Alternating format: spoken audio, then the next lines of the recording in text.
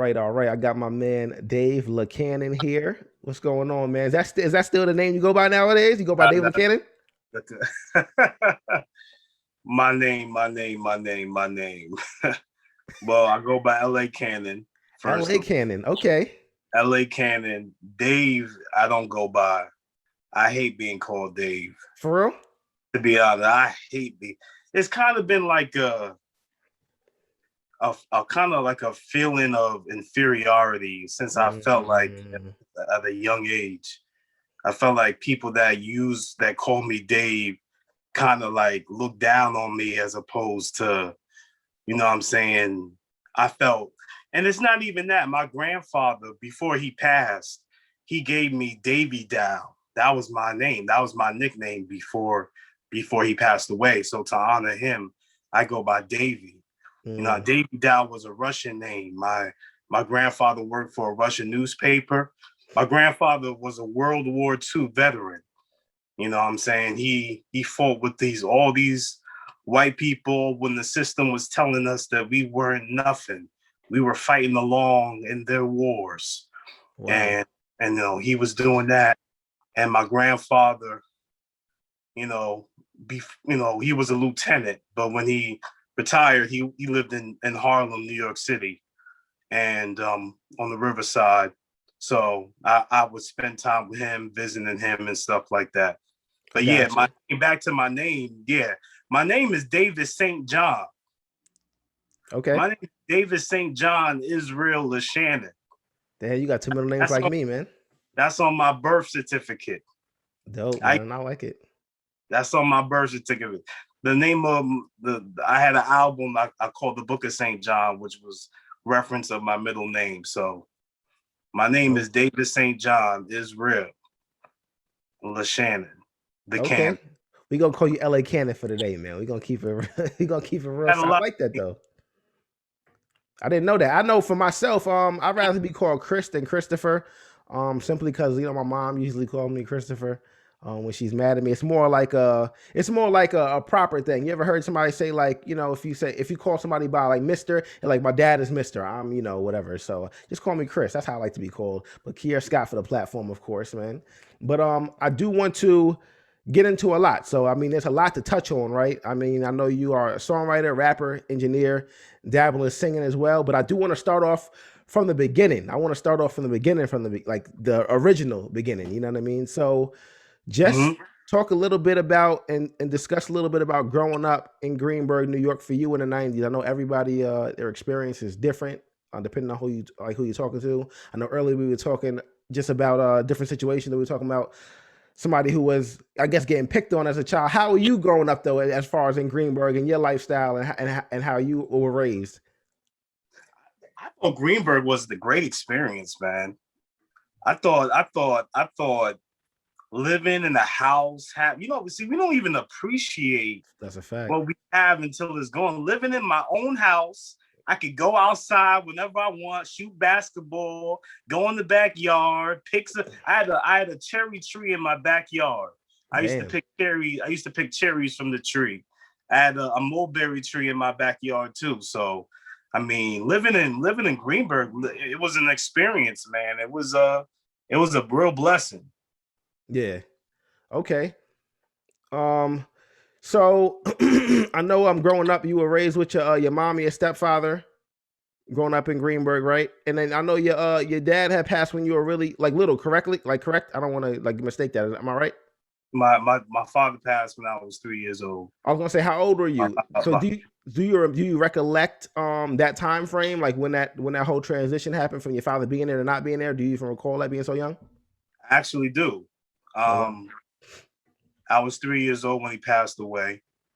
I remember visiting him in the hospitals before he passed away. And I remember being so short and looking at the hospital beds being so tall, and looking at this man that was barely able to hold on to life. I remember that vividly. I remember my father's funeral. It was like, and that's when I went into silence. I went into silence around that time because that's when I stopped. That's when I kind of disconnected from the world. when my father passed, the funeral, I still have vivid like images of my funeral, of my father's funeral. Damn. No, At 3. Wow. I can see it in my mind. I can see my mother next to me on my right. It was my me. We were in the front. This is in Manhattan. There was a funeral home. So we're like, I can remember sitting in the front and my sister next to me, and then my mom next to my sister, and I remember, when they called the family of Ronnie LeShannon to come to see the body for the last time. I remember us walking up, and I remember my sister just crying like nonstop. I remember these things. Yeah. So if you were 3, how old was your sister at that time? She was probably 6. Okay. She was 6, turning 7. And how did your dad? We're only 3 years apart. Okay. And how did your dad pass away? Do you know like what the complication was, or what was it? He had kidney failure. Oh wow. Yeah, he had kidney failure. His immune system shut down, and he had kidney failure. And that was because he had AIDS. AIDS was a crazy thing that was really the scariest thing in the world at that time. Yeah, because people, it's kind of like COVID now. People didn't know what that was about. You know what I'm saying? My father was many things. I mean, to talk about my father, like my father, is the reason why I'm here. Not just physically, but even he passed down the music to me. Really? Yeah, like my father was an entertainer. My father my father actually lived in Los Angeles. He was one of those people that just had something, that you knew just had something. He would sit in coffee shops and people would come up to him asking him if he was somebody or what he did. But the truth was, my father was very into, music, and he would play the piano. He had, gifts. He could sing, he could play the piano. He actually was playing with the Shy Lights one time. Oh, that's wow. When my mom met him, he was really intertwined with, certain artists like Aretha Franklin, Dionne Ward, Roberta Flack. He was best friends with Roberta Flack. Wow. Roberta Flack. I know you know Roberta Flack, don't you? Yep. Mm-hmm. Yeah. He was best. He was best friends with Roberta Flack, man. He traveled with all these people, and they loved him. They really unconditionally loved him. My father was a joy to be around. He really was, and I get that part from him too. Had many talents. My father actually worked for the CIA. Yeah, my father worked for the CIA. What was his job? What did he do? He would, from what I know, he did underground stuff. He was, my father had this presence about him that he could be anybody. You know what I'm saying? He really could be anybody. He was able to, if he could put himself in any position and succeed, because he was believable. He was a con artist. You know what I'm saying? So he could put himself in any position and succeed. You know what I'm saying? But, that's a gift in itself for sure. Yeah, it's a gift and a curse. Because you might be able to do all these things, but you're deceiving other people. You know what I'm saying? So it's just how to take both sides with it. Yeah. And I feel like you can also get kind of lost in yourself because you're trying to play chameleon in so many different things. As far as adapting to so many things, you might lose track of who you are. Exactly. So yeah, I didn't think about it like that, but that's definitely interesting. So I do have a question. How was it growing up with your stepfather? I know everybody's experience are different views, especially when you're growing up. Like as a kid, you may look at it one way, but now you're an adult, you may see it a whole different way. So how was that experience of growing up with your stepfather? My dad, this because he is my dad. He is my father. Yeah. You know, I don't even see him as my stepfather. I see him as my father. You know what I'm saying? You know, it's not always about blood sometimes. If people prove who they are in your life and they're consistent with that love, Mm-hmm. you know what I'm saying? You got to adopt that into your life, you know, whatever that is. If it's good for you, it's meant for you. It should be, Mm. you know? So, my dad, you know, he came along around 19, my mom and my stepfather got married in like 1996. Before that, we were living, before I even came to Greenburgh, I was living in White Plains. Okay. Yeah, I was living at 325 Main Street. That's funny. You Yeah. remember this stuff. That's crazy. Yeah. Your memory's crazy. Now, my memory, I remember things that are in the past, but my short-term memory, nah, dog, it ain't there. You know, and that's for other reasons. You know, we're gonna be real. I You can know, dig it. I can dig it. you know what I'm saying? We're gonna be real tonight. For You sure. For know, sure. yeah, definitely. So, Growing up in White Plains, or coming to from White Plains to Greenburgh, you were definitely saying. coming from 325 Main Street, I used to go to Ridgeway. That's a school in White Plains. That's near that's on Mamaroneck. You know what I'm saying? It's kind of near White Plains High School. Okay, You know? I think I'm familiar with it. Yeah, so I was going to Ridgeway. That was from kindergarten and first grade. I did kindergarten and first grade. At Ridgeway. I remember my kindergarten teacher's name. That her name was Miss Cruz. You know, actually her name was Miss Bar Newman. My first year teacher, her name was Miss Cruz. But the first year, her name was Miss Bar Newman. I remember that. Mm-hmm. And Okay. so, yeah. So how was it growing up with your dad? I know you were going into that a little bit. You were saying they got married in '96. Yeah, Talk about that experience. my dad was cool. Like he moved in with us um around like 1994 as we were living at 325 Main Street, and you know, it was cool just having a male presence in the house. And it was cool. You know, he taught me how to tie my shoes, you know, and then later on we had issues. Of course, we bump heads as I got older. You know what I'm saying? When it came down to discipline, you know, when it came down to certain things. My dad, and I love my dad, you know what I'm saying? But, you know, there's certain things about his characteristics. Like he's a very, you know, when he gets upset, like he gets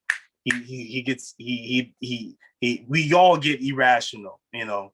When we get upset about things, we sometimes lose sight of what really was supposed to be. We're not even arguing anymore. We're just yelling and screaming. You know what I'm saying? We're not really discoursing. We're not exchanging any type of anything. You know what I'm saying? Where nothing is being benefited from this conversation at all. You know, Gotcha. bunch of anger, and that happens. You know, we had moments like that. Mm-hmm. You know what I'm saying? But the love was still there. My dad was probably the most consistent person in my life. And he Mm-hmm. proved that to me all through. He taught me how to ride a bike. We did all of that. Even though I learned how to ride a bike when I was 13, Mm-hmm. I'm not gonna lie. I'm not gonna lie. I think I learned how to ride a bike a little bit earlier, but it's all good though. You learn when you learn. You know what I'm saying? You learn at your own pace. You feel me? You I learn. remember he got me that bike too, bro. I did not want to wear a helmet, son. I don't think any of us did. As it Did don't look not. cool as a Oh my kid. god, bro. You don't look cool wearing a helmet as a kid. You know, you Oh, thinking cool before safety at that time. You like, man, none of my other friends are wearing helmets. I did not wear a helmet, man. We used to argue about that. You know, Yeah. we used about that, man. One time I ran away, bro. Mm. One time he got me so upset, bro. And I ran away, bro. I don't know what I was thinking. Like, I'm gonna tell Yeah. you. I said, no, mess this. I don't have to be here. I'm not, because you know what? I had my Razor scooter. Remember we had the scooter? Yep. Remember Razor scooter? I do. Yeah, exactly. I had a Razor scooter and I was riding my scooter, my new scooter, down the little hill near my house where I used to live, you know, where Leo Jackson was. Yep. I was riding down that little hill, and there was my dad at the end of the hill waiting for me because I didn't have my helmet on. So we was going in and we was going at it. And I was saying, yo, I was so upset. I was so upset. I packed my bags, bro. I said, Where'd you go? I went around the block. I went around the block. I went around, I packed my bags to like 2 underwears. Where do you think you were gonna stay at? Like 2 underwears. I took like I didn't even take nothing, yo. I was just so bad, yo. That's I said I'll leave it. And it was so funny because somebody around and my sister went to Woodlands too. Well, for a period, then she went to the magnet school. Yep. But somebody that was in her grade used to live around the block too. So he saw me walking with my bag. He was like, "Where you going, bro?" And he said, I got the mean pep in my step. You know what I'm saying? I got the mean stride. I am furious. You know what I'm saying? And he's like, "Where you going?" I'm just like, "I'm running away." He said, "You running away?" I was like, "Yeah, I'm running away." He started dying laughing. He thought it was so funny. I sound as an adult, it sounded a little crazy because like where were you planning on going? I know you were running away, but where were you even planning on staying at? I don't know where I thought I was going. I was out though. That's crazy, man. I was not staying. But I came back out like 10 minutes later. Okay. I was like, you had enough of that. My mom was like, you done? You know how she was like, you all right? You done? I was like, yeah, I'm hungry. I said, got over that real quick. That's too. When you're a kid, you know what I'm saying? You understand. You got if you're gonna really rebel, you gotta rebel. You gotta be ready to take on the world. Yeah. And if you're gonna do it on your own, you gotta be ready for that. And as a kid, you know what I'm saying, we depend on our parents. You know what I'm saying, for the smallest things, Mm-hmm. So no, you're right. You're definitely right about that. I do want to touch on something that you mentioned earlier. So you said that when your dad had passed early on, yet you were a bit quieter into yourself. How do you feel like you began to like act as far as with him passing? How did you how did you go into the role of not accepting it, but like trying to go on with that? Like what was like the attitude that you had or that you felt that you had at that time? Does that make sense? I mean, when it happened, like I went into I just went into myself. I just went inside myself, and I just became just really quiet, just a quiet person. And I became very observed. I began to observe everything, life, and as I grew up, you know, I just my perspective on the world was just always, you know, always fascinated by the imagination and just creativity. You know what I'm saying? I've always just been fascinated. I used to wake up like at 5 o'clock in the morning to watch Saturday morning cartoons. You know what I'm saying? Like I used to be up, you know, and I was always drawing and stuff like that. But that's how I dealt with it.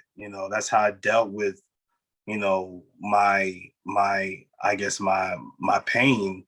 I just put it into creative things. I put it into drawing. I used to draw all types of things, and I would draw and cut them out and play with them. I would like as if they were like puppets and stuff like that. I used to love I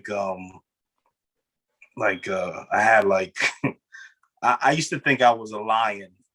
You know what I'm saying? I used to think I was a lion. I used to walk around with a belt stuck in my pants like I was a cat or something like that, crawling on the floor. It was probably one of the reasons why we got kicked out of our house and on 3 Main Street. I'm not gonna hold you.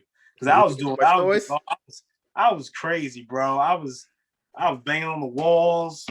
You know what I'm saying? Because my mom bought me a drum because I used to bang on the walls. You know what I'm saying? Let me buy this kid a drum. Worst mistake he ever made. Dang. Because I would play that drum, son, and you know what I'm saying, the people downstairs would complain because they would hear. I don't know why the floors were very like weak. You know what I'm saying? But a lot of the times Yeah, thin, probably thin. So they heard a lot. They would complain. Police would come. Eventually we had to move out of that apartment. That's why we moved to where I live now, for Saratoga Road. Oh wow! And is that this kind of the time frame when you started getting into music, like from that drum set? You feel like? Yeah, when my mom bought me my drum, she put me in the Harlem School of the Arts. Oh That's wow! that she put me in the. I went to the Harlem School of the Arts. I learned how to play the African, the djembe, the drum, and they had an array of different classes you could take, tap to African dance. My sister took African dance. You know what I'm saying? She was good at that. You could learn the piano, all types of stuff. It was good. Yeah, get some fried chicken too. Okay. Fried chicken was on point. So going through your transition as far as just going, I'm trying to think how to put this. So I know you, because you got a lot of hats. Like I know you write music, you engineer, you produce, you do a lot of things. As far as growing up, what did you feel like you wanted to be? To be fun, to be real. Yeah. Growing up, I wanted to be a Marine. Oh wow. I really wanted to be a Marine. You saw like a commercial or something? Huh? Did you see like a commercial or something that made you want to do that? I love the uniform. You know what I'm saying? I love the hat. You know what I'm saying? I used to love that. And I wanted to be an undercover detective. There's this movie called A Low Down Dirty Shame with Keaton Ivory Plans. That was one of my favorite movies, bro. That was my can I curse? Of course, man. That was my nigga. That was my shit, my nigga. That was my shit. I used to love Low Down Dirty Shame, bro. So, when he was fly, son had the different guns to match the outfit and shit. He was bald and shit. He made looking bald cool, bro. I was so bald. And he had peaches. I wanted to be an undercover cop. That changed right away, though. That changed right away. That changed right away. What changed? What changed? What changed? End of the movie. Got to the end of the movie. He was like, "This shit ain't for me." And then it's not for no nigga. I'm telling you, bro. You do not want to. My grandfather fought for this country. You feel me? He fought for this country, and he told me, "Don't ever go to the army." Mm. You know what I'm saying? He told me not to go to the army. He was specific about that. You know what I'm saying? Because, I could get into that. That's a whole different conversation. Mm-hmm. What America has actually done for the minorities of this country, in terms of the amount that minorities have given and offered their services, their free labor to this country, and not getting a reparations or any type of in return. You know what I'm saying? There's an emptiness, there's a void there. So that's a whole different conversation. You feel me? Yeah, I feel you for sure. Yeah, that too. But yeah, back to that. Like that's just what it was. So at that point in time, you realized that the detective thing is not for me. It's not what I want to be. I was like, nah, it's not. It's not really for me. Being a cop, I just never. Once I saw the police, you know what I'm saying? Like once as a young kid, because this ain't new. Mm-hmm. Rodney King happened in 1992. Mm-hmm. You know what I'm saying? This ain't nothing new. I mean, this is a rerun. You know what I'm saying? All of this stuff happened and today is a rerun. History repeats itself. Yeah. And so it's unfortunate, It definitely is, man. It definitely is, like you said. I knew I didn't want to be a cop. So as I got older, I guess around 11th grade, I realized that I wanted to go to school for acting. Because that's when I touch on. Okay, I was going to touch on that because I know you were in like band and theater in high school, right? Yeah, I mean, I was Yeah, I was in the band all through elementary school, Right? all That's what I through middle figured. school. Yeah. Not really You in got in high theater. school, though. Then you got in the theater later. Yeah, but I played like 6 instruments. Goodness gracious, man. You a man of many talents, man. So then talk about that transition a little bit in the theater. What made you want to transition like from doing like being in the band, playing instruments and then getting to theater? Just wanted to try something new? Well, I mean, I mean, everything happens for a reason. True. Production, to be honest, production, before I get into the theater, production was really what I did. Making beats. You know what I'm saying? I actually hooked up. You know Todd Everly? You remember Todd Everly? Yeah, for sure. Yep. My Yeah, guy. his dad introduced me to this program called Fruity Loops, where you could, you can make your own beats on. Yep. And everybody that evolved to, it's called FL Studios now. Yep. But from that time, I started making beats. Once I got that program, I was on and running. You know what I'm saying? I made so much music. Making music, like production, was like my first love, because this is what I didn't mind putting in the work. I mean, they say it takes 10,000 hours to master one skill. I done put in at least 50,000 hours of making beats and just sitting at a computer for hours all through the night. You know what I'm saying? I mean, that's just a part of the grind. If you love it, you're gonna do it. Yeah. You know. You're right about that, man. I remember like you were saying, I remember elementary school, we'd be like in the classroom and you'd be like banging on the counter, you'd making beats and freestyling. That's what we love to do as kids. We just love rap and love to rap. So as a young kid, I kind of seen the parallel now, looking back at it from like you and Kanye. How do you feel like as far as the confidence and the vision standpoint, how much has he played like as far as a role in what you do? You know what I mean? Making beats and such. I mean, I love Kanye. I mean, we all love old Kanye. I mean, Kanye. Oh, Kanye, I like how you emphasize that. We all Now, love I'm gonna get we love we appreciate art. They say that art reflects life. A life reflects art. It's the same. It's the same thing. We see how Kanye went on a journey. He really went on the journey. From Jesus Walks to Yeezus, then back to Jesus is King. Like, he's been on the journey. So I appreciate the brother. I appreciate the brother and what he's done for the culture. He's really shaped the culture of hip hop. I agree. He really did with a lot of his music. His music is powerful. I love Kanye. But me, I wouldn't. A lot of people say, you sound like Kanye." I love Kanye, but I have my own style. You know what I'm saying? Like, I have my own the way I do things. You know what I'm saying? I wouldn't say Kanye is. There's other people that influence my style too. Who's that? It's not just Kanye. I mean from Tribe Called Quest, to Q-Tip and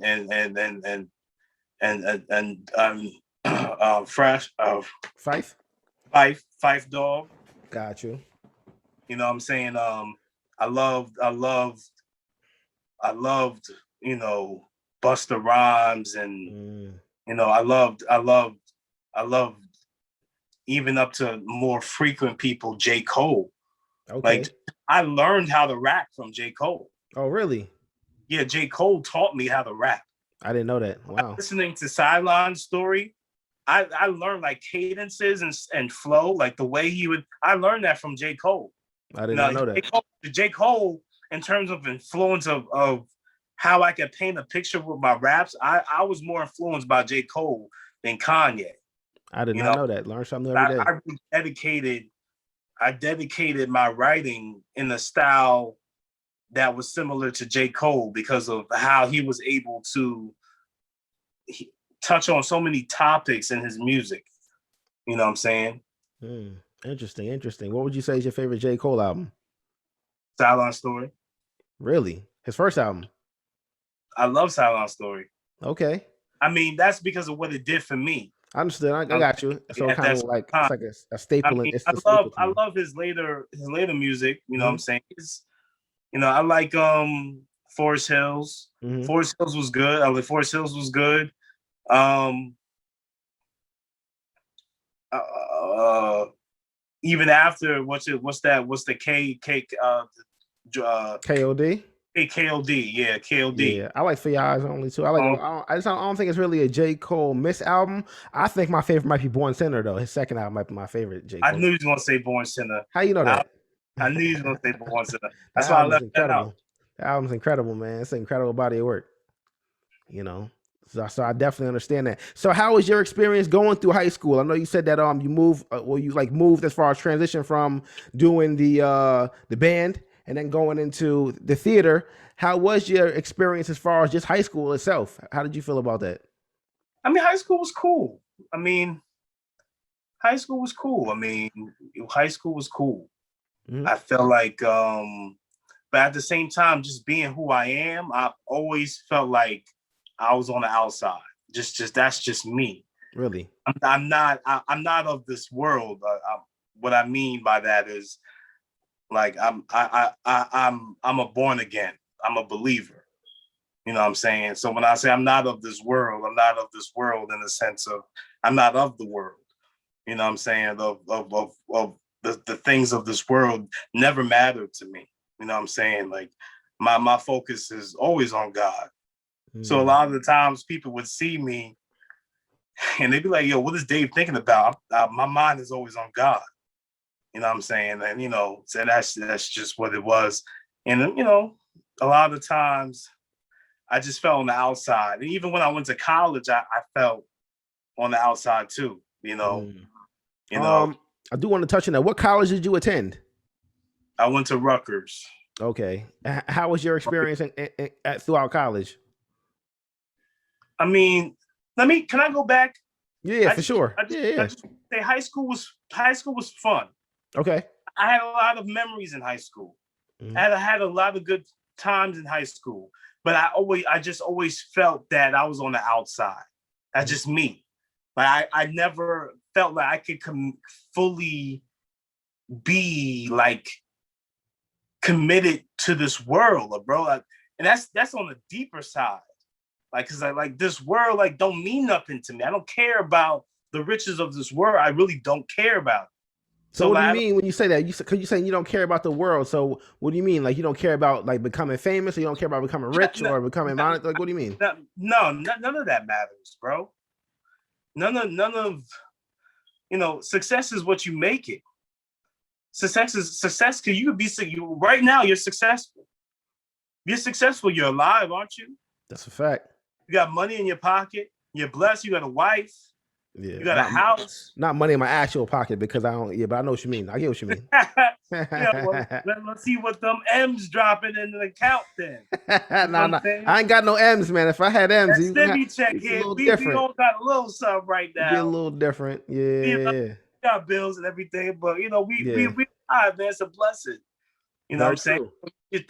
For me, that's everything. So I don't go after the world. Like the world is just my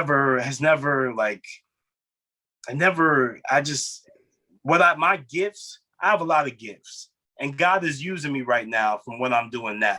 Mm-hmm. You know what I'm saying? Right now I'm a youth development specialist. Okay.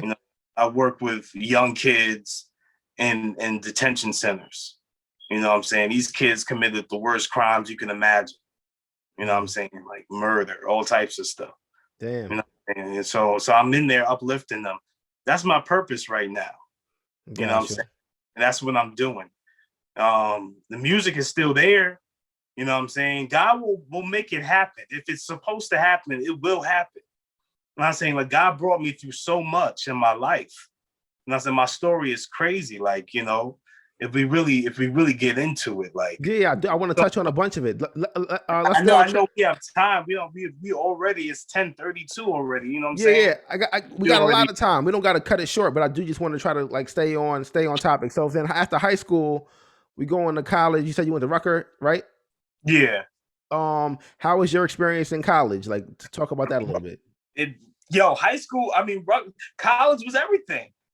College was everything parties and biddies. Everything you could imagine, son. Like, and I went to a big school, son. Yeah, Rutgers is big. We got like 3,000.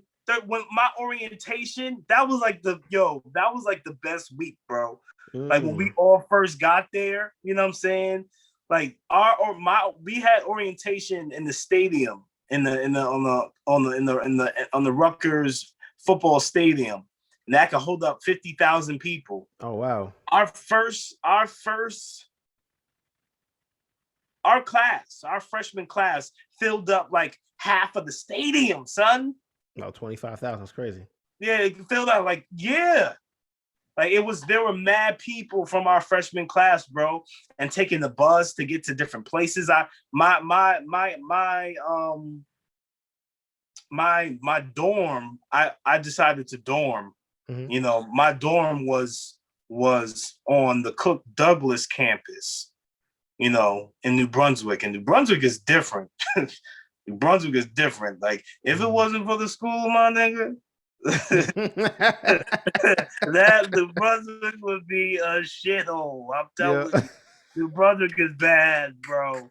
I'm telling you, bro. Feeds, all types of, it's bad. I'm keeping it 100 with you. You know what I'm saying? But on the positive note, the school was enough for people to go, to be in New Brunswick. You know what I'm saying?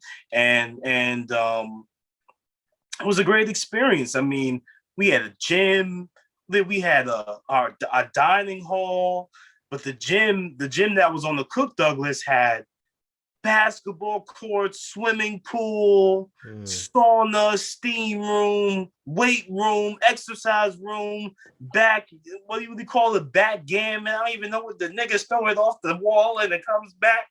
Yeah. You know what I'm saying? Yeah, that.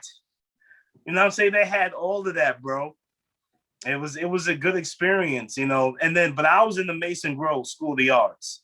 So I was different. I didn't really have the time to really enjoy the college experience because I was in at 7 o'clock getting ready to go to class, so I could be there for wake up for warm up in the morning.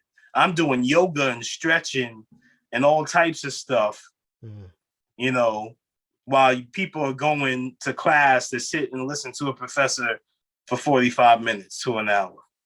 Okay. I was doing different types. It was only 15 of us. There's only 15 of us in our ensemble. And I got into a lot of different schools. I didn't have to go to Rutgers. You know, academically, you were doing well academically in school. No, a nigga wasn't. I don't know what you talking about. Nigga, that's what it sounds like from the experience. You're saying, like, you know, underachiever, my nigga. No, but bro, I just had a gift. I had talent. My talent got me into school. I got into North Carolina School of the Arts. That's where Jada Pinkett went. I got into Cal Arts. They gave me North Carolina gave me a full scholarship, bro. A full ride. Cal Arts offered to pay me $30,000. Damn. You know what I'm saying? I got into Purchase. That, you know, Nico went to Purchase. William Wesley Snipes. I don't even know, you know, he went to Purchase. I didn't know that. Yeah, Ving Rhames, he went to Purchase. So, you know, I got into a lot of different schools, but I chose to go to Rutgers because, you know, I want to be close to my mother. My mother has a lot of different, you know, physical complications. So I always wanted to be close to her. That was the main reason why I decided to stay. And plus, I knew people that went to Rutgers. Terrell Wheeler, Pierre Gonzalez, who's actually doing his thing. He's on Broadway right now. Dope. He's playing Hamilton. He's playing Hamilton. See, that God is great.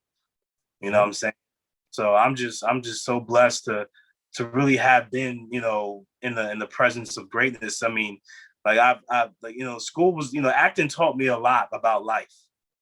You know, taught me a whole lot about life, in terms of how we are living in the moment and giving into the moment and what that truly means, and it was deep, it was really deep. We had this thing called 5 minutes of reality, where we would have to bring our stuff from our dorm, like our pillow, because they had it all. They had like a bed, a bed. Mm-hmm. They even had a door, like a stage door. You know what I'm saying? So basically, in the 5 minutes of reality, we had to do an activity. See, acting is the reality of doing. That's what acting means. It's the reality of doing. Whatever you focus on brings out, the emotion of what you're doing. People think it's the emotion that people are focusing on. No, it's what they're doing. It's what the emotion is connected to. You know what I'm saying? So if one of my I remember this 5 minutes reality I did. It's the first one I ever did, and basically the activity was teaching somebody, a friend of mine, the 5 minutes of reality was basically teaching a friend of mine how to drive. Okay. Because what I set up in the activity is that, Todd, because we were all friends with these people. Yep. Todd and Rob, me and Rob, Todd were all good friends at one time. And one time we got in a car accident. You don't even know, like this happened years ago. Damn. Yeah, it was Rob McIntosh. Haven't seen that brother in years. I hope he's doing well. For sure. But years ago, Rob McIntosh, me, and Taj and Maria got in a car accident. And, Rob was going like 60, he was showing off, going like 60 miles an hour. And we went full speed into a guardrail. And he totaled his car completely. Like, this actually happened. Like, this is facts. Mm-hmm. This is facts. So, thank God we were good. Like, but in this 5 minutes of reality, I said, Taj and Maria died. I said that Taj and Maria died from this, and now I'm teaching you how to drive in the 5 minutes of reality. So now my focus on the activity, I'm showing him what's a stop sign. What do you do at a stop sign? You know what I'm saying? What do you do at a yield sign? What do you do when the light is red? You know what I'm saying? I'm going through the activity and showing, and as I'm doing it, it brings out the emotion, and therefore that's acting. It's the reality of doing. Does that make sense? I feel you. No, that does make sense, man. Were you at all nervous about using them as far as like dying? Because, you like thoughts become things, even though it's like imaginary, but it's like thoughts become things. I'd have been a little leery about using them. See, you got what you want. It's not, see, there's different types of acting. So this is the Meisner technique that we learned, the Sandy Meisner technique. There's other methods called like the method. It's called the method. Okay. That,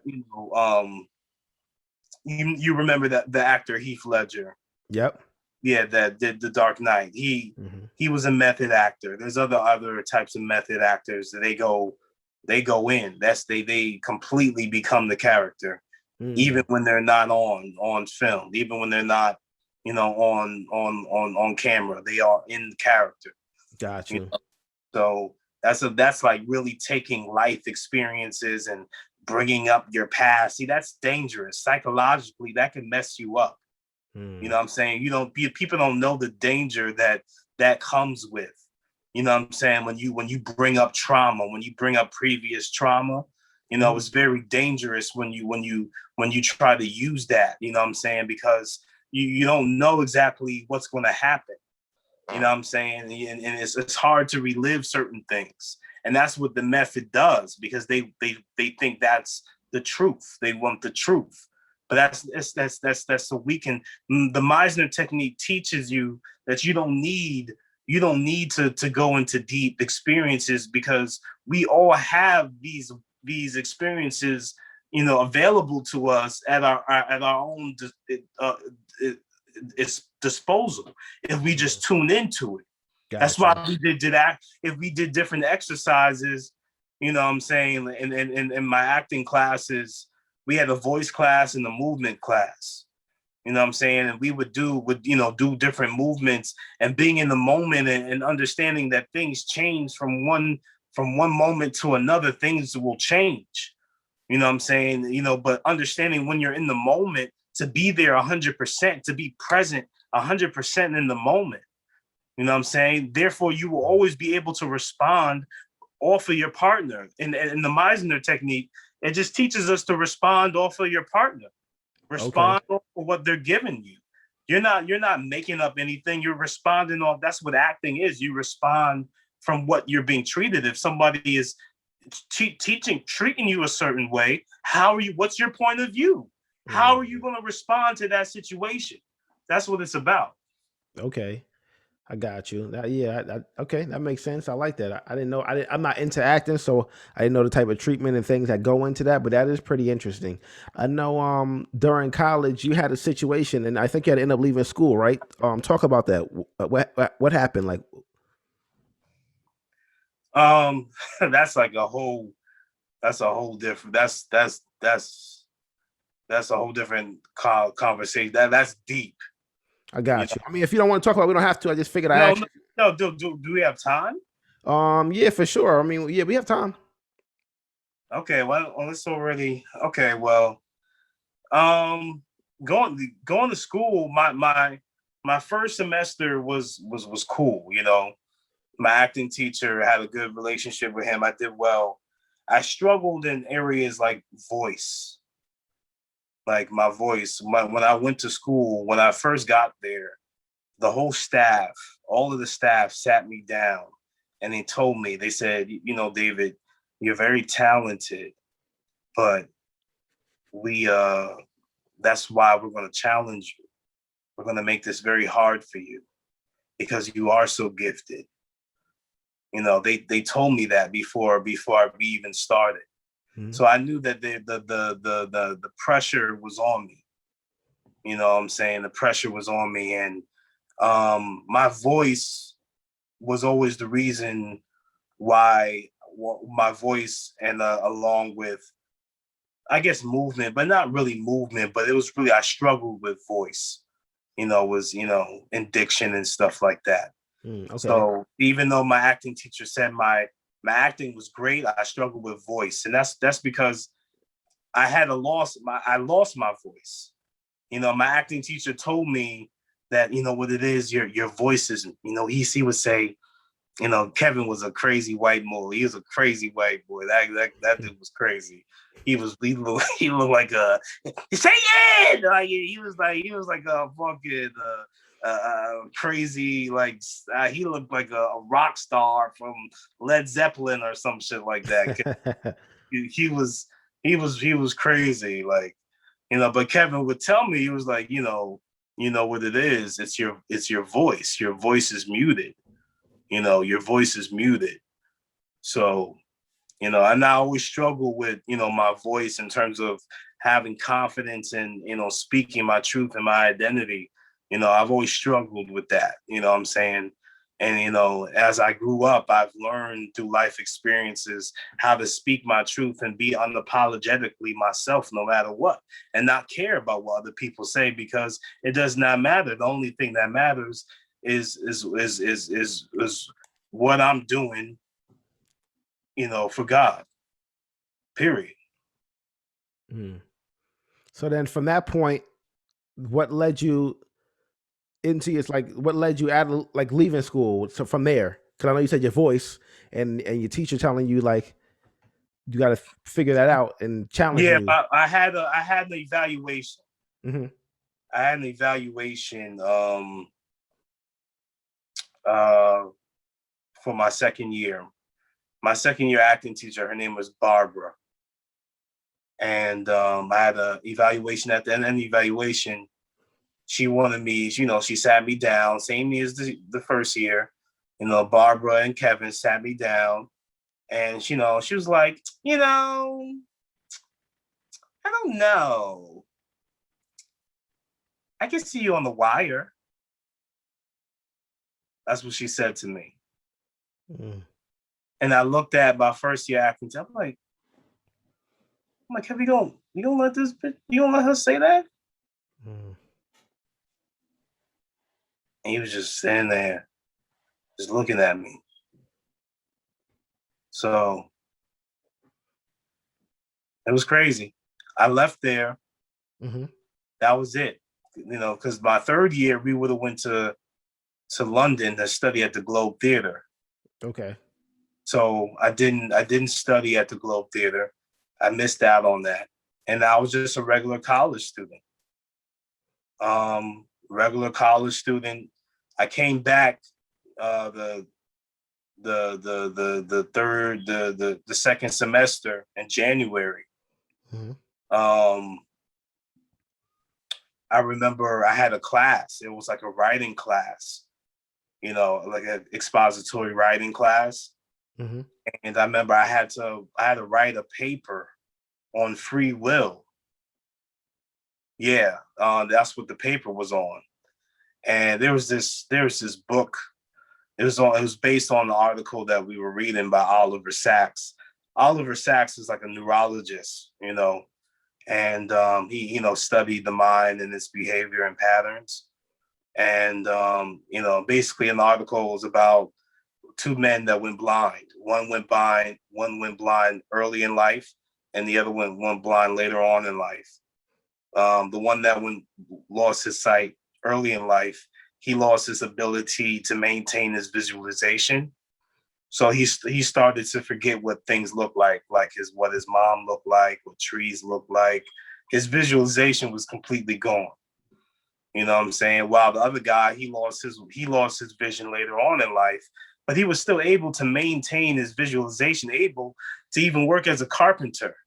Oh, wow. And he could feel the dimensions on the object, and he could tell if it was, what he could see the dimensions in his mind because he used his power of visualization. And that's what the paper was about, free will. So what is free will? You know what I'm saying? Do we have the ability to maintain, or do we have no choice? So I remember I'm going to write this paper. I'm still living in this house that I was living in off campus. I was living with Barron. I don't know if remember Barron. Yeah, for sure. He's gonna be on the show soon. Yep. Yes. So that's my brother. Yes, yeah. Shout out to him. Yeah. So we were living off campus in Rutgers. And my room was like right next to his room. Now, actually, I would have to walk through his room to get to my room. Okay. That's how close my room was. That I would have to walk through his room to get to my room. So I'm in my room, and I remember when I'm walking after evaluation, after they told me, that I'm no longer as a college student. I remember walking back to the house, and I remember there was this big field, just a big field, and some of the students would go out there and just sit in the sun and play football, whatever, and I'm just looking up in the sky, and I'm like, God, whatever you have for me right now, let it be done. Whatever path that you want me to be on, Lord, whatever you want from me in my life, just make it so. Make it so, Lord. And that's what I said. That's the prayer that I said. So to fast forward, I'm writing that paper on free will. So I'm looking up on the computer on Google and trying to find, I'm looking up the mind, and I came across the mind of Christ. And I was interested. I was like, what is the mind of Christ? So I came across it, and it was like a regular web page. It was just one web page, and it had, these words that were colorful, like different colors, like yellow and red, and the words were different colors, like blue and different colors. And And I remember reading it, and it was saying that, you know, if we believe that the same eye, this is what this article, this thing said. It said, if you believe that the same eye that's in your name is the same eye that is in Jesus' name, you know, then that means that we come from the source. You know what I'm saying? This is about spiritual grammar, something that I didn't even know. You know what I'm saying? The same he that refers to Jesus is the same he that you refer to yourself as. You know what I'm saying? So this is what this was saying. And it was also saying that if God is divine, then we are the branches. If God is the ocean, then we are the waves. You know what I'm saying? So we're a part of God. We manifest, we manifest God. You know what I'm saying? We manifest him because we are part of the creation. We are created by the creator. You know what I'm saying? Which and this is what this was saying. And I'm listening, I'm reading all of this, you know what I'm saying? And it just opened my mind. And it literally said, like, if you have the realization that you are God, then you will be able to raise Lazarus from the dead the same way that Jesus raised Lazarus from the dead, if you believe. That's what this thing was saying. So I remember reading that, and I'm like, wow. I remember something coming over me, just a weird feeling. Mm-hmm. Whatever. I went to bed, woke up the next day. I remember the light, because in my room, like my room was like the first window of the house. Like if you see from the outside, like my window was like the first window, and it had, and because the landlord wanted to occupy and make as much money as he can, he made every room available for use.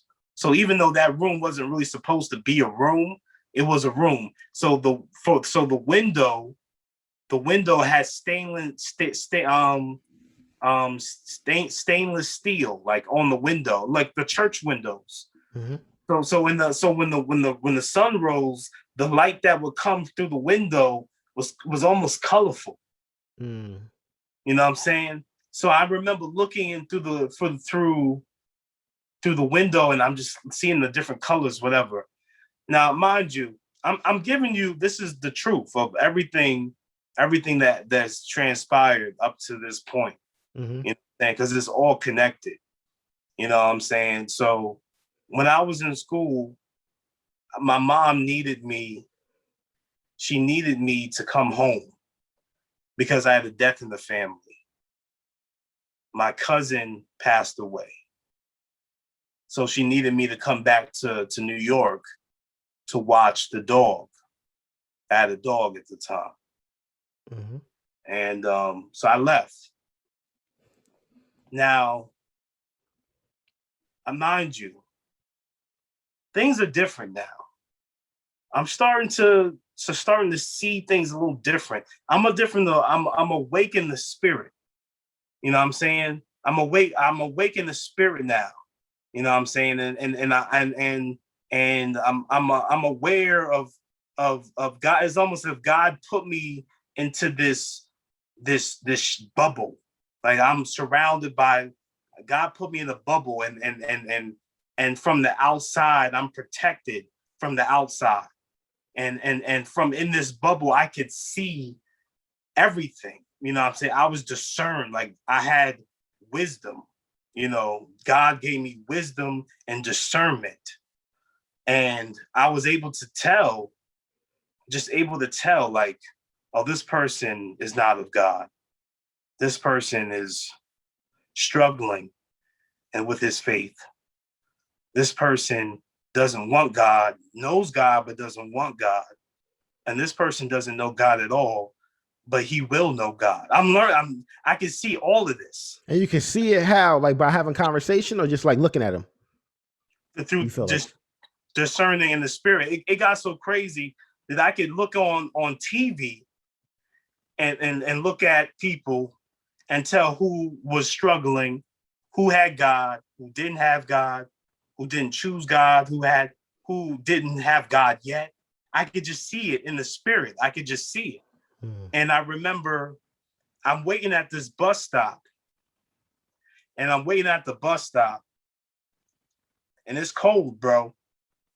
It's January. We got our coats on. I got my gloves on, and I'm standing at the bus stop, and I just remember something behind me. I just felt the presence of something behind me going back and forth, like pacing behind me. You know what I'm saying? And it wasn't me, but it was somebody else. And something told me of the spirit. Okay, that's the enemy. That's the enemy. And I remember waiting for the bus, and as the bus rolled up, I remember something told me to clap 3 times. And I clapped 3 times. 1, 2, 3. And then this person that was behind me came in front of me to where the bus was, extended his hand and was looking at me very calmly and was like, "Get on the bus." Didn't say a word to him. Get on the bus. I get to Grand Central. Things is different, bro. I'm starting to see. I'm looking at people, and I could tell like people had demons. You know what I'm saying? And I could literally see it in people. You know what I'm saying? The moments that we all now, not every moment. See, it's just about the moment, bro. It's about the moment, because not every moment we show those demons. We don't show those demons in every moment, but in some moments we do. You know what I'm saying? Some moments we really do. And some moments we show the love of God. Some moments we show love. We have different emotions and different things that we are able to express ourselves with. So I finally get to the house. Remember, I got to finish writing this paper. Yep. So I got my computer and whatever. My dog, she's chilling at first. And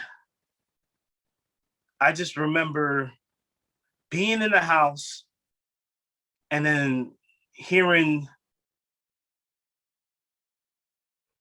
it's almost like, you gotta understand what higher consciousness is. Have you ever heard of a higher consciousness? Yep, I heard it before. Yep. Yeah. So I was in the state of higher consciousness. In this state of higher consciousness, I was able to discern certain things. I was able to discern things of the spirit. Because I'm a very spiritual person. Even when I didn't even tell you, when I was 4 years old, I seen a ghost. I seen a woman staring at me in my eyes, staring me dead in my eyes as I woke up to turn the pillow over on the other side. I open my eyes and I see a woman staring at me in my eyes. From that moment on, I was destined to have spiritual encounters. From that moment, my mother told me whenever I got in an issue, whenever I had a problem, whenever something was going wrong, or I felt the enemy, and she told me who the enemy was. The enemy is the devil. And when she told me, when I ever had an issue with the enemy or the devil, anything, rebuke him in the name of Jesus. I'm 4 years old. I don't know who Jesus is. I don't know who Jesus is. You know what I'm saying? But she told me these things, and I believed it. I believed in that moment. And as I told you, it's all about moments. Yep. It's all about moments. In that moment, I believed it. I believed that Jesus, whoever he was going to protect me. From that moment, I put the covers over my head, and then I waited. Something told me that it was all right. And I lift the covers up, and the head was gone. I can tell you, it was a woman. She had her hair in a bunch. She was a black woman. She was like a little lighter than you. I don't know. She could have been my grandmother. I don't know. But like, this is so weird. You know what I'm saying? It's so weird. So weird to this day, bro. I had dreams about this, bro. Okay. So to fast forward. Yep. Fast forward all the way to then. I go back to school. I'm supposed to be writing that paper that night. Yeah, you said something about the dogs. What happened with there? Because you said you said the dog was calm at first, and then you were going into the story. So what happened? My dog was calm at first, but then she started having a nightmare. And she started like growling in her sleep, but it was demonic. Like it was. I've never heard her make noises like this before. You know what I'm saying? And I look at her, and her eyelids are like flipped over, and you could see the pupil of her eye. Like her eyes is like white. You know what I'm saying? So I'm like, okay, something's going on right now. Something's happening. You know, so I remember the Lord was telling me that he was going to use me. You know what I'm saying? And he was telling me that he was going to use me, and that we were going through a spiritual warfare and a spiritual battle. You know what I'm saying? That I was going to be a part of this spiritual battle in the future. You know what I'm saying? And it's happening right now. It's happening all over. You know what I'm saying? We are here. So from that moment on, I went to I went back to on my way back to Rutgers. Mm-hmm. And I get to White Plains train station, and I'm waiting for the train, and I remember this white dude comes up to me, and he asked me, he said, "Do you know what time it is? You know what time the train is coming?" I'm like, "Dude, the thing is on the wall, you know. If you can look up, you can see, you know, what it says." But for some reason, he wanted to ask me. Whatever. Train comes, get on the train. I get off at Grand Central. Same dude. I see him. Same dude walking. Something told me to go up to him, and I put my hand on him, like on his shoulder. And he turns around. You know what he says? What did he say? He said, I knew it was you. And he turned, "It's you, isn't it?" He said, "I knew it was you. It's you, isn't it?" So now that bugged me out. It's like, what is happening? What's really happening? I go back to what you call it. I go back to Rutgers. I go to the gym. I go to work out. I'm working out. This random guy comes up to me. He says, "Hey, I have a question. Do you believe that you could do anything you put your mind to?" I said, "Yes, absolutely." He says, "Good. I talked to God. He has great plans for you." Never seen this man ever again. Another thing, when I got to back to the house, my head was hurting, bro.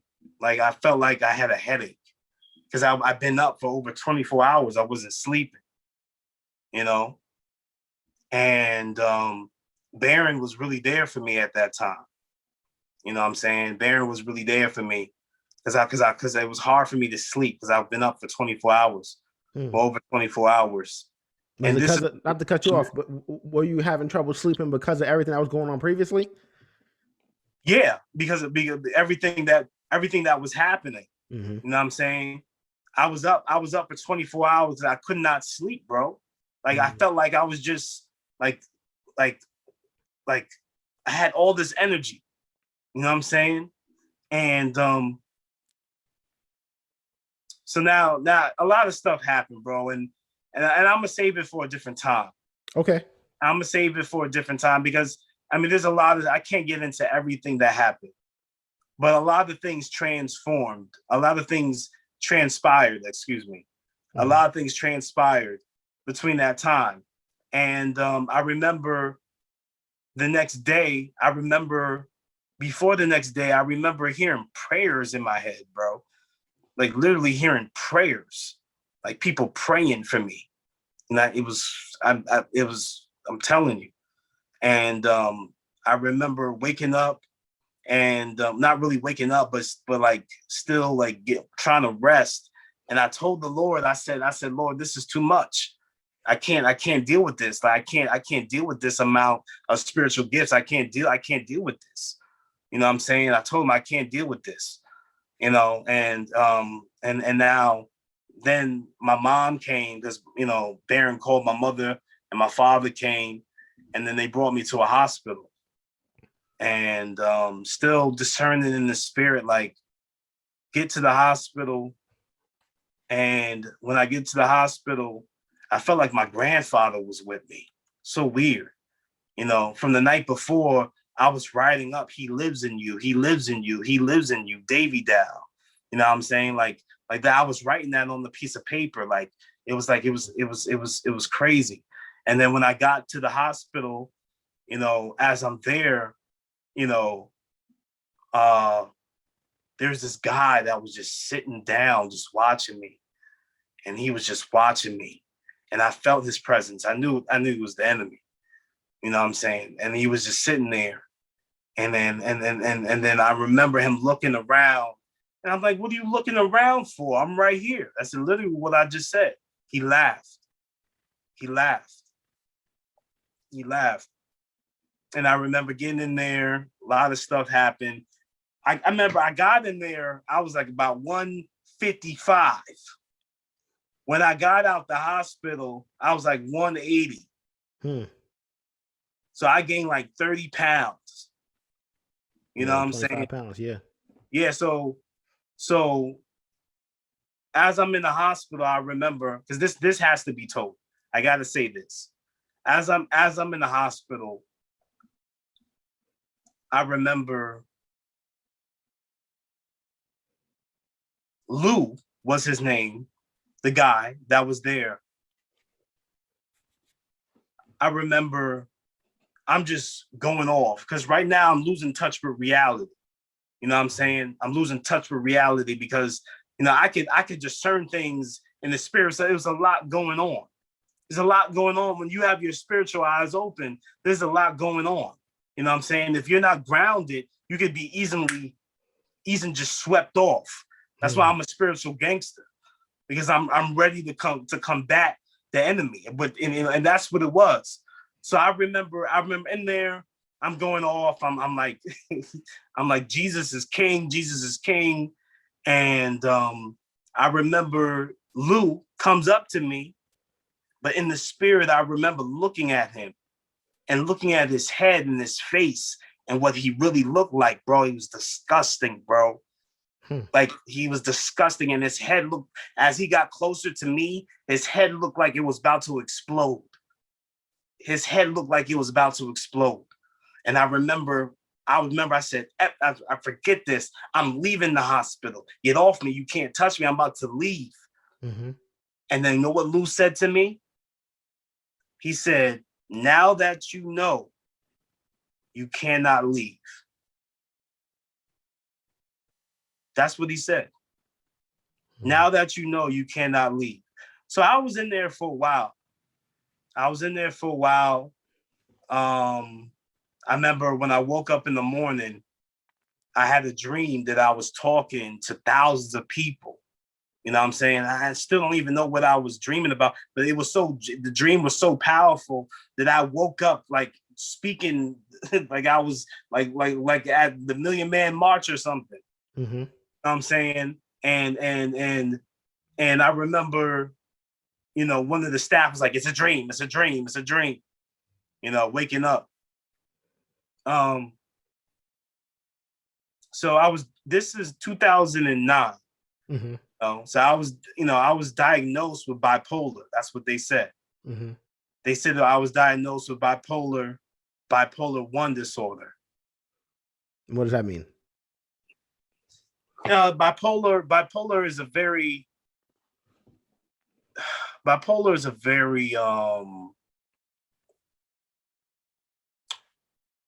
elusive concept. You know, a lot of people claim that they have bipolar and they really don't have bipolar. And it's almost kind of shameful to those people who really do live with bipolar.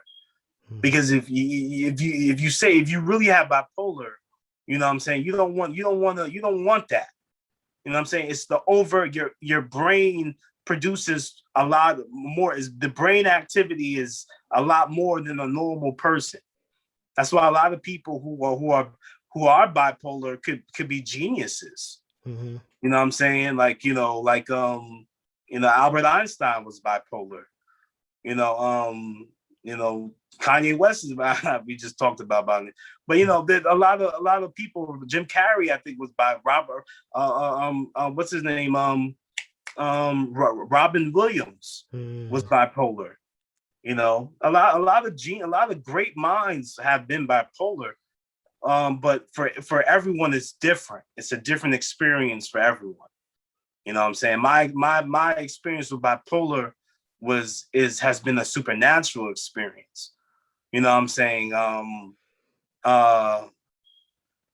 Like a lot of people get like depression. I don't get depressed. You never been depressed before? I've been depressed before. Okay. But I've been down before. We all been down before. True. You know what I'm saying? We all been down. But like depression, you asked me that years ago, like when I was in high school, like when I was going to college, I didn't get depressed. I did not get depressed. I was always had energy. I was always good. And when this happened, it took me out of my loop. It took me out of my. I've been battling this for 10 years. Yeah. You know what I'm saying? You know, and the torment didn't stop. I had a condition called sleep. You ever had not sleep apnea? Lord, please let me remember what this is.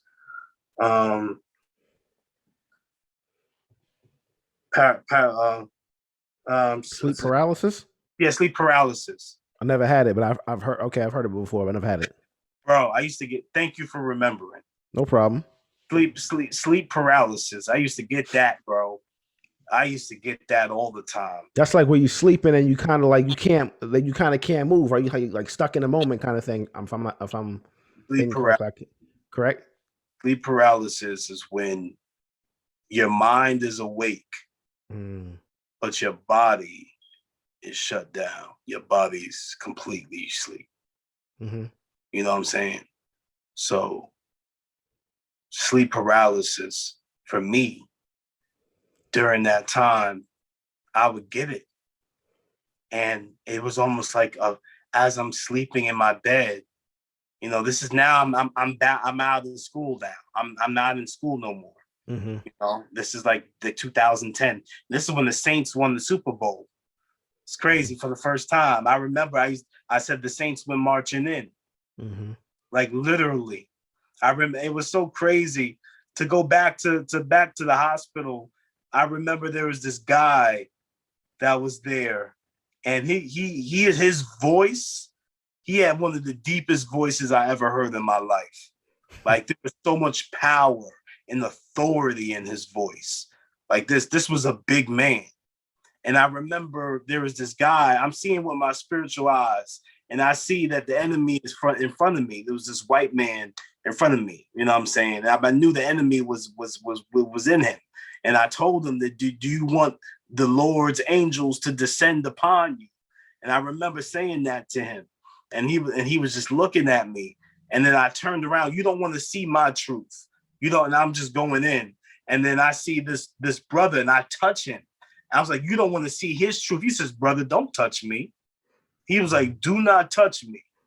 Do not touch me. I was shook, bro. I'm not going to front. Because I thought he was on my side. You know what I'm saying? He was like, do not touch me. He was like, I know your father. I know your father. Don't touch me. I was just like, wow. A lot of stuff like that has happened to me. I had a woman prophesize over me, but the enemy will. You gotta be honest. The enemy will lie to you. Don't believe everything that you hear, bro. Don't believe everything that you hear, because the enemy will lie to you. Enemy will fill your head up with things that are not real. You know what I'm saying? This woman prophesied over me. She told me that I was gonna win. I was gonna win all of these Grammys, and I was gonna win all of these. I was gonna win all of this music. I was gonna be successful and do this and do that and that and third. And that's what I wanted. That's what I really wanted. You know what I'm saying? So hearing somebody telling me this, whatever God has planned for you, that's what he has planned for you. Whether you could chase the world and follow the world, you know what I'm saying? Because he that is greater in me is greater than he that is in the world. So I can't focus and follow the world. You know what I'm saying? That's just me. You know what I'm saying? Understood. I do have a question. So being that you were diagnosed with bipolarity, bipolar. Is there a difference? Bipolarity and bipolar, is there a difference? Bipolar. Bipolar. Okay. So being that you were diagnosed with bipolar, and y'all know you see things like Charlemagne talk about, mental health and going to therapy and things like that. Do you feel like mental health in the Black community is talked about enough? To be honest, no. Because the system makes us feel as if it's our fault, as if we are the reasons why we're in the predicament that we're in, as if we asked for all of this, negativity to happen in our neighborhoods and stuff like that. Like we were born into this, like, you know what I'm saying? Mm-hmm. So the mental state is what the mental state is. It's the mental state is across the region. You know what I'm saying? Thousands of people living in the ghetto, thousands of people living in the hood. You know what I'm saying? And that's because a lot of the issues, I believe that, we tell our kids, not to express themselves, sometimes as, Black families, Black moms and dads, like if you don't cry, be a man. I'll give you something to cry for. That's what they say. Saying, don't cry, be a man. Like, man up. You know what I'm saying? Like all of that. So we don't really have permission, and sometimes we don't have permission to really grow up, because as sometimes we're missing, we don't have both parental figures in the household. The father might not be around, the mother might be around, but she's on drugs. You know what I'm saying? So we don't have permission to deal with a lot of things as a normal kid would, that's just growing up, living a happy life. So we deal with things, and the pressure that we deal with it, now we transfer that energy into something else. You know what I'm saying? And we grow up, having kids in our neighborhoods, in our communities. We have kids at a young age, and we just continue the cycle. We continue the cycle. You know what I'm saying? We have great grandparents, you got grandparents. Somebody was telling me that she got a great grandparent. I said, your great grandma?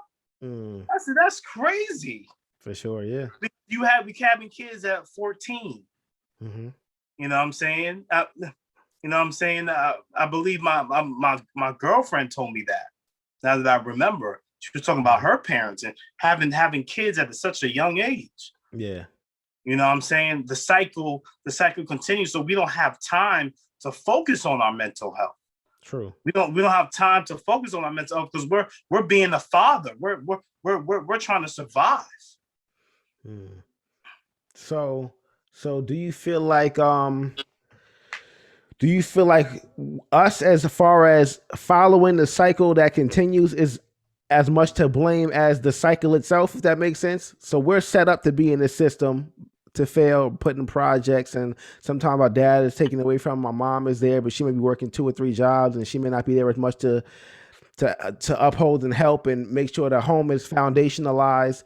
But as far as us taking our own responsibility, if we follow that cycle, is it the system's fault, or does it sometimes become our fault, or does it both play hand in hand? I think you don't want to be a victim. Okay, we don't want to be the victim, or play the victim. Okay, we have to be accountable for what we do, because everything that we do, whatever we put out into the universe, into the world, will manifest itself. You know what I'm saying? That's very true. So if you're speaking life, okay, you speak life. If you speak death, you speak death. The Bible says life and death are determined in the power of the tongue. You know what I'm saying? These are very true things. So, but we have to have some type of accountability. You know what I'm saying? We have to know that our ancestors didn't die for us to be lazy. Okay? They didn't die for us to take for granted our freedoms, and our responsibility is to continue to progress and grow and be everything that we can be.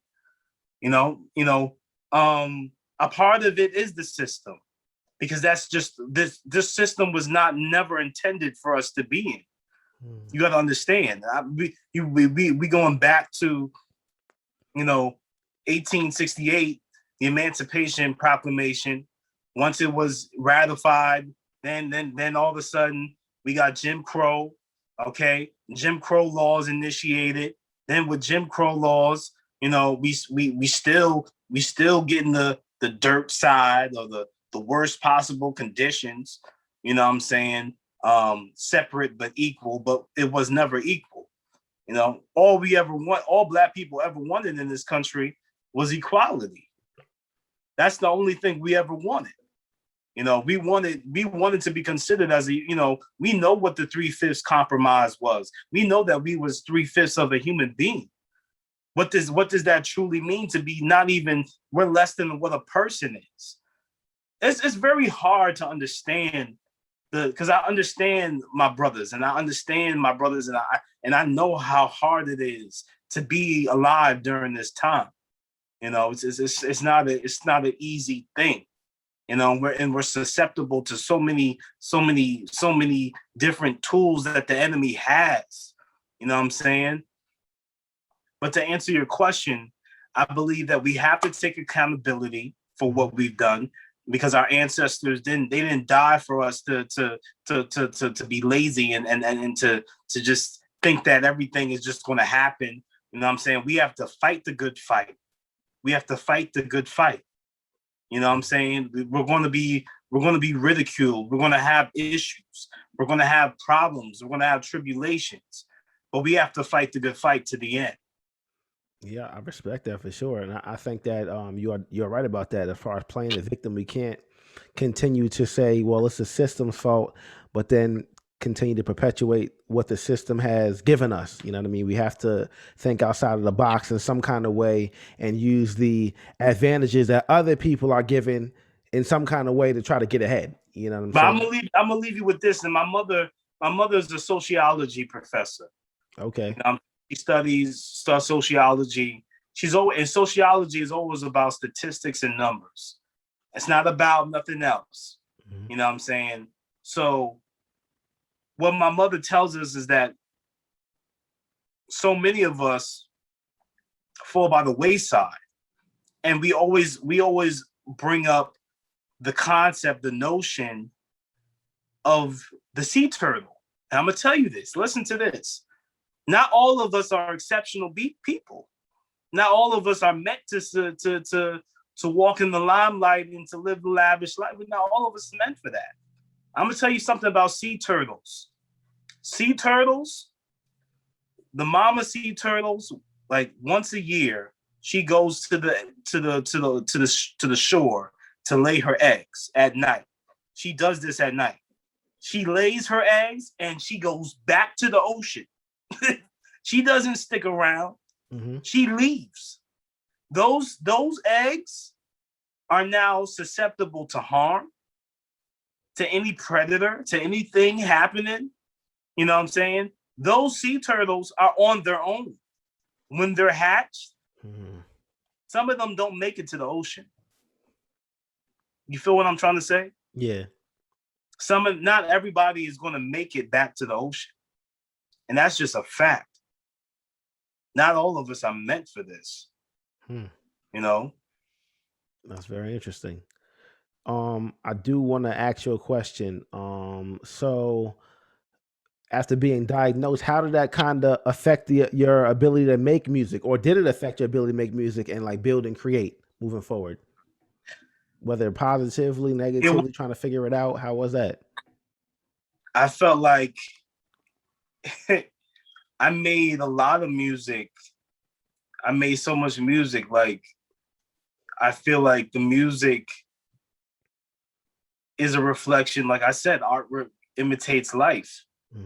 So there are songs where I was like, literally, I remember having an episode. And in this song, you it's called Now and Forever. You know, I never put it on my album. I never put it up. It never made the cut.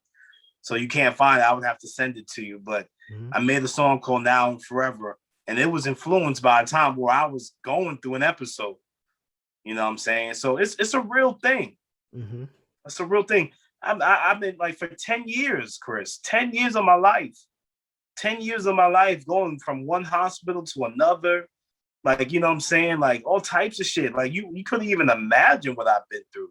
Like literally strapped down to a, you know, like in the movies, or they strap you down and you're just screaming and kicking. The people come with the injection to the house, calm you down, all types of that, bro. People punching me and kicking me while they trying to tie me down. Like, yo, bro, like for real, like the you know, but there's a lot of, you see, the realest thing about going to the psych ward, you see God and the devil in the psych ward.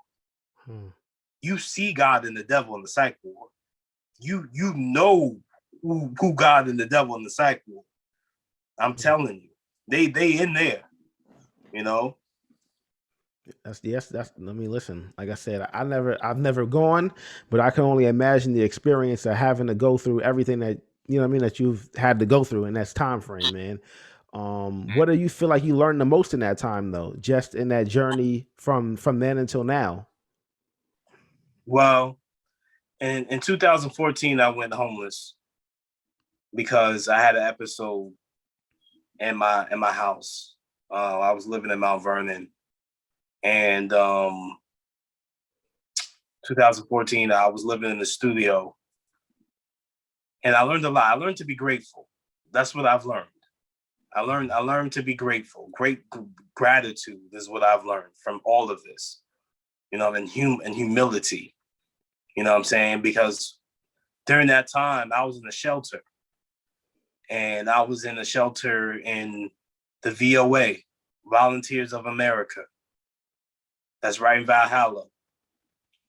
And I remember being in there, you know, for Thanksgiving and Christmas. And the reason why I was in the hospital was because I had an episode at my house, my mom's house, and I was loud, very loud, you know. And I was so loud that the neighbor said, "Oh, he's too loud."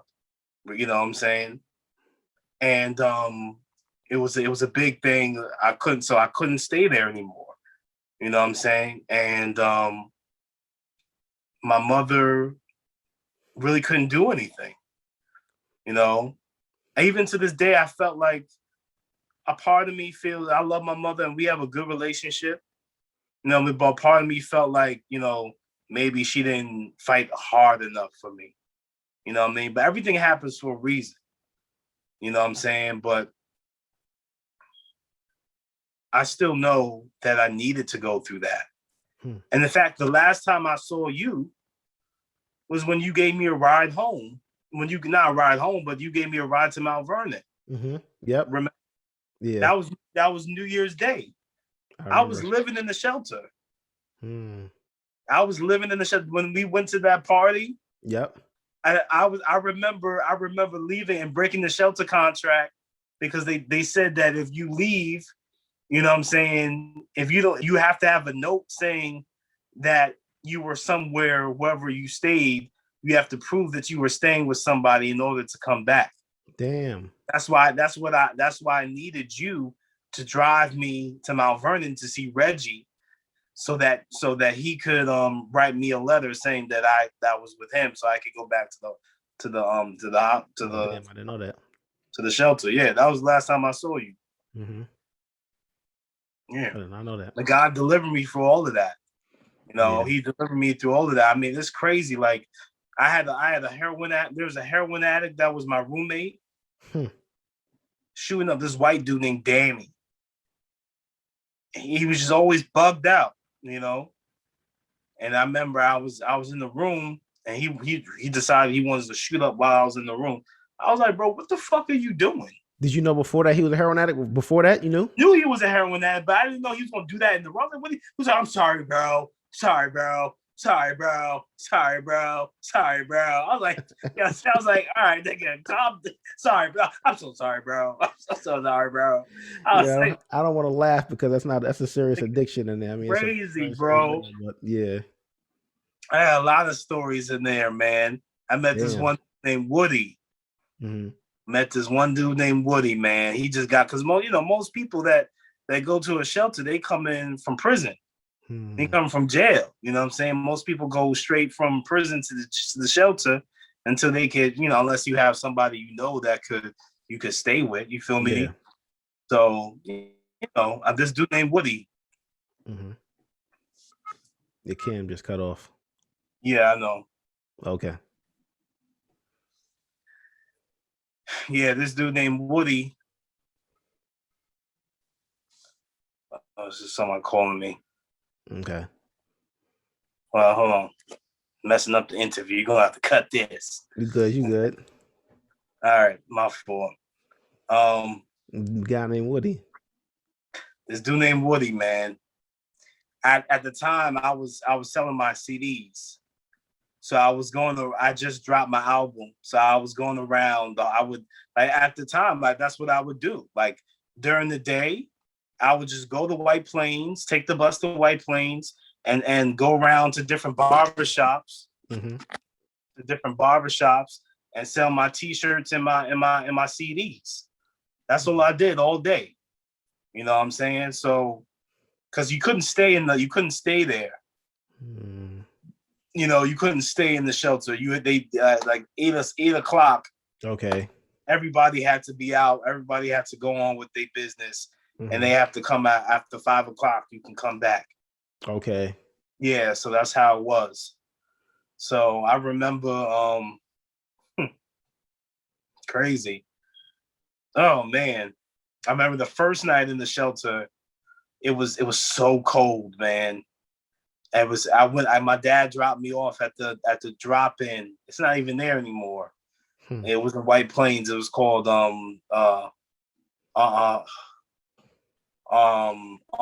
Open Arms. Yeah, I know you're talking about. Okay. It's called Open Arms. Yep. It's not even there no more. But we had to stay in the church. It was so cold.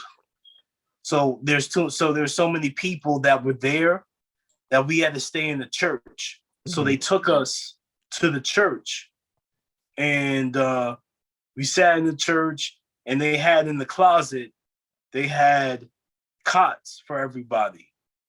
So we all took a cot. I got a cot. My shit was broken, My shit was broken. My shit was broken. I was tight, bro. I was so upset, bro. And I couldn't even charge my phone. I couldn't charge my phone. I'm not gonna charge my phone in front of these people. Are you crazy? So if someone steal my phone, so I had to stay up all night basically to let my phone charge. And I remember somebody telling me, in there, he was like, this is only temporary. And that kind of stuck with me too. That kind of got me through it. You know, because what got me through it was knowing that, you know, where I was right now didn't even matter because I was becoming something so much greater, you know, and God got me through all of that, you know. God got me through all of that. Yeah, man. I feel like your story is definitely interesting. I feel like people are going to gravitate to your story, just understanding everything that you've been through up until this point now. Are you so at this point in time, are you still making music? Where are you at as far as the musical side? Like, do you still make music? I'm still making music. Me and I got songs out right now. You know, keep your eyes on your own paper right now on all platforms, on Apple Music, on Spotify, on Google Play, Tidal, Amazon, all of that. It's all there. You know what I'm saying? Music, I haven't been that focused on doing my own music because that's my heart. My heart is not the same in it. It's not the same. You know, it's not the same. I feel like God is calling me for something much greater. You know what I'm saying? And if music is a part of it, then that's great. But like I'm on to the higher calling. You know what I'm saying? And I'm not perfect, man. Believe me, we are all sinners. We all fall short of the glory of God. That's what the Bible said. We all fall short of glory. And in fact, our righteousness is like filthy rags to him. You know what I'm saying? We all sinners, bro, but we're trying to get through this and we're gonna get up. So I'm here to encourage and do what I do because you know I'm here for a reason, you know. Definitely, bro. I feel like before we cut out of here, man, is there anything that you didn't get a chance to touch on that maybe you want to speak on or touch on or just, you know, put a hand on the topic? Okay. You know, I mean, I know Simply Juice is something delicious as well. Go out and get some if you haven't had a chance to taste it. But yeah, is there anything you felt like you want to touch on that you haven't got an opportunity to touch on?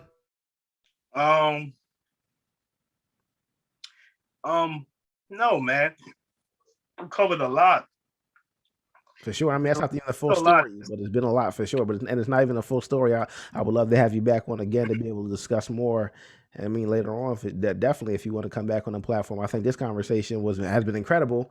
And like I said, it's definitely needed. Somebody will listen to it. Somebody will gain something from it. You'll probably get some people in your DM just reaching out. You know what I mean? Just based upon the story itself. You know? Yeah, I think that's what it's for. It's about inspiring people to know that there's something greater in you. You know what I'm saying? Just how I kept writing down, he lives in you, he lives in you, he lives in you, he lives in you. I kept writing that down because, you know, God truly does live in all of us. You know what I'm saying? He's in all of us. You know what I'm saying? We just have to acknowledge him. That's it. Facts, bro. Before I step out of here, I do want to ask you a quick question, bro. Who is somebody that you would want to see on the No Script podcast moving forward later on that maybe haven't been a guest on yet? Who's somebody you would think would be a good person to sit down with and have a conversation with? Or that we know? Either we know, we don't know anybody that you think that you would like to see on this platform. You know what I mean? Hear their story or hear further from them that, you know, hasn't been on the platform yet.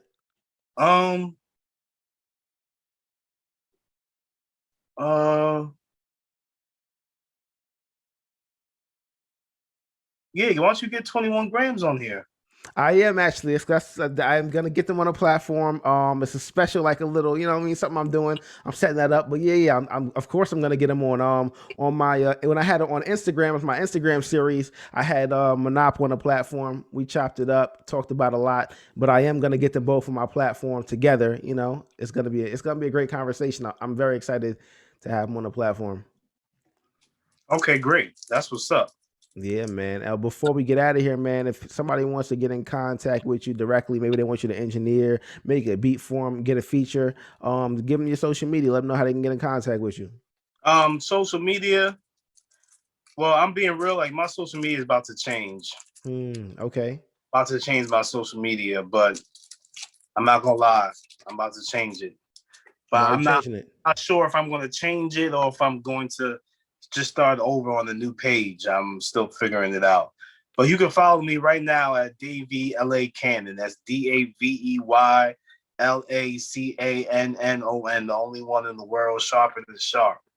I can dig it. I can dig it, man. I just want to say thank you for joining the platform. It is much appreciated.